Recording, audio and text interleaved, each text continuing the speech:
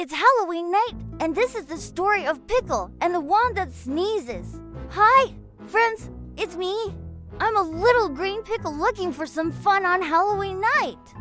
I put on my costume and I head out the door. Hey, wanna come trick or treating with me? I'm gonna go down this street, and then I'm gonna go down that street. Oh, and then I'm gonna go down that street. But first, I gotta get some candy. As I was walking along, I saw a big house with a friendly ghost on the lawn.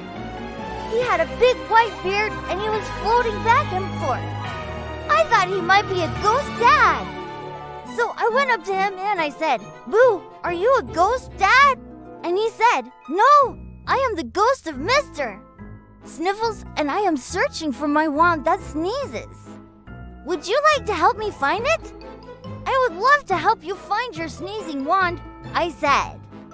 That sounds like so much fun.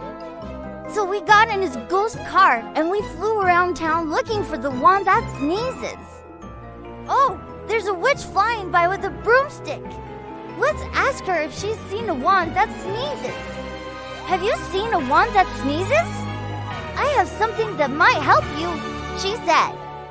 She took us to a big cauldron and stirred it with a magic wand. When she stirred the cauldron, a little green frog jumped out and hopped away. "That's no frog," the ghost said. "That's the wand that sneezes. It's a magic Halloween wand.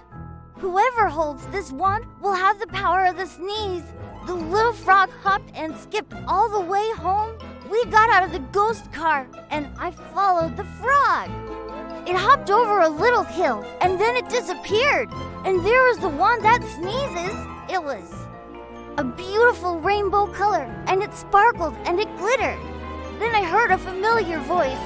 Well, look what we have here. The wand that sneezes, it was the mean old hag. She tried to grab the wand, but I grabbed it first. "The power of the sneeze is mine," I said.